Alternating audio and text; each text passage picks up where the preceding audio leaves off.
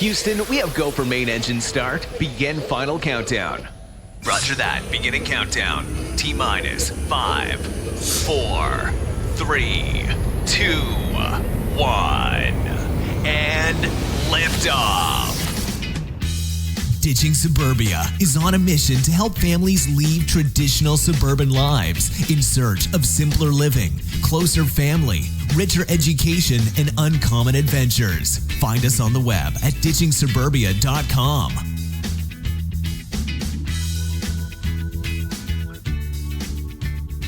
Hey folks, it's Michael Boink from Ditching Suburbia.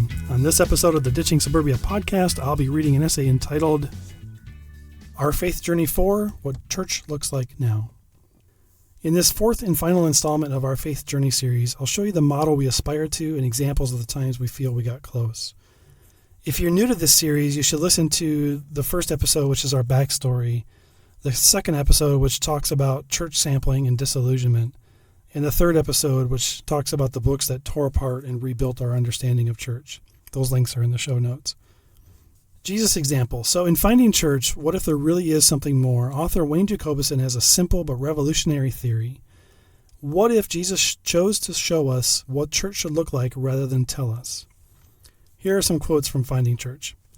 Quote, Jesus didn't talk much about church at all, mentioning it only twice. He said simply that he would build it and he would give counsel about dealing with someone who was wittingly or unwittingly destroying it. Quote, maybe he didn't talk so much about the church because it was not the means to his end. What if he knew it was simply the fruit of his working and that it takes shape quite easily wherever people learn to follow him? Quote, if so, then Jesus really did tell us all we need to know about the church by not talking about it. Quote, so what if when he was walking the countryside with his disciples, talking to a woman at a well, seated in Zacchaeus' home having lunch, or relaxing in Bethany, he was showing us what his church should look like? Quote, so when Jesus spent time with the Samaritan woman at a well, told the story of the Good Samaritan, or embraced Peter with prayer before and love after his betrayal, he was showing us how the church lives. Quote, its teaching is more like a conversation about faith in the stern of a boat after a fierce storm than it is a lecture from a pulpit with a PowerPoint presentation looming in the background. Its gatherings look more like a meal in the upper room than people sitting in rows of pews or theater seats.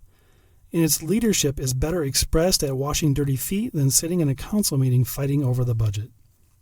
We complicate church. Wayne goes on to describe what happens when people try to make church more complicated than Jesus' example of simply loving the people God puts in our paths. It's a familiar story to those of us brought up in the institutional church. Buildings, schedules, programs, titles, budgets, and projects. It's the abandonment of grace in favor of a system of legalistic religious performance. Our uncomplicated model. We're still figuring this out. It's still awkward at times. We still miss moments and then talk later about what we should have done instead. 40 plus years of church experience is tough to unravel and unlearn. So we stopped outsourcing our faith journey to professionals and prefer a sharing economy between amateurs. We don't go to church, we are the church. We try to love the people that God puts in our path. We don't try to schedule church or force an agenda in any situation. We purpose to be around others on the same journey, but with no expectations. We pray with people if we feel called to do so. And we love to eat with others. There's something magical about sharing a meal. And we try to be honest and vulnerable in our relationships and conversations with others. Examples. Here are some examples of when we feel like we follow Jesus' example of loving and relating to people. And I feel like I'm bragging as I'm talking through these, but that's not the intent. Church on Skype. We had a Skype call with a young family considering full-time travel. The conversation touched on church life. Towards the end, I felt called to end the conversation by praying over them, and I asked if they minded.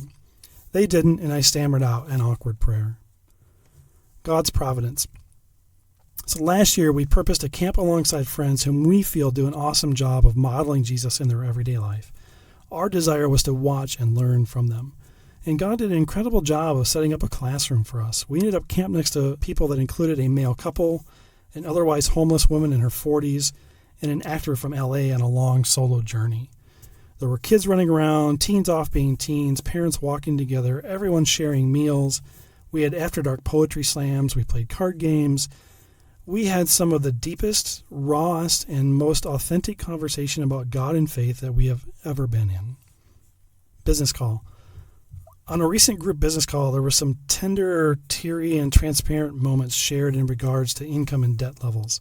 I felt called to pray for the group, but I'm new to them, and I didn't know where everyone was faith-wise, so I got shy and I bit my tongue. I prayed for them after the call, but not speaking up while we were on the call still bothered me. So I posted in the related Facebook group, told them the situation, and learned that the prayer would have been welcomed. I'm still not planning to pray next time, but I know that if I feel led to, I can. Traveling neighborhood. Last year we had a period of time where several traveling families moved in and out of the same Florida State Park. There were flocks of girls swarming the campground, outdoor movies, men leaning on trucks talking, women off walking trails together. We shared meals and observed communion at one. We had group campfires. And at times the conversation got very deep and personal and authentic around our faith journeys. All of this happened on the fly. There was no weekly schedule, no church night. If one family was out seeing the local attractions, there was no guilt laid at their feet for not being there. Seasonal campsite. This past summer, we rented a seasonal lot in a Michigan campground.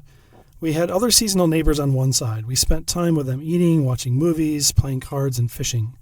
The conversations didn't get as deep as the other times I've mentioned, but we tried to love on them and trust in God's timing for everything else. On our other side was a campsite that had different people in it each weekend. We met young families, people we knew from past churches, and other people that we never managed to connect with. And we just trusted God's providence and figured that if we were meant to connect with them, we would have. Financial concerns. We overnighted at a park where another RV family lives, and the conversation got around to work and income. We were both seeing a decline in the businesses that had been sustaining us, and I knew I was scared about continuing to meet our bills, and I could sense they were too. So I offered to pray, and they were open to it. So I prayed over our finances and for trusting God to meet our needs. Taking time. I recently got an email from a blog reader who was close by and wondered if I could meet for breakfast. And I said, sure, how about tomorrow? He expressed surprise. He said he had buddies from high school that couldn't find time within 2 months to grab a beer together. How could I be that available? And I explained that we saw our availability as part of our new faith reality. We've simply made it a priority to always say yes to proposed connections and to do them as soon as possible. We met the following morning, I prayed over our breakfast, and we went on to have a great conversation about careers, kids, travel, and our faith journeys. Current location. We aren't 100% confident in our faith walk yet. There are many times where it still feels like we should be doing more. We still feel that way more on Sundays than on other days. And it's easy to do web searches and find opinions by people who seem to know the Bible better, saying that we should still go to church, and then we start to doubt our actions. We naturally hunger for more of those authentic connections like the ones I listed above. It's easy to turn that hunger into a plan or a program with a goal of achieving the same outcome. Pressing on regardless. But we know that's the first turn back to the way we just came from. Back there, the activity might have been more regular and scheduled, but it was far less authentic. We're more interested in the road ahead.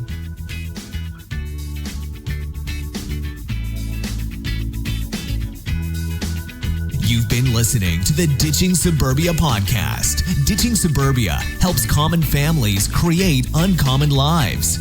Learn more at ditchingsuburbia.com.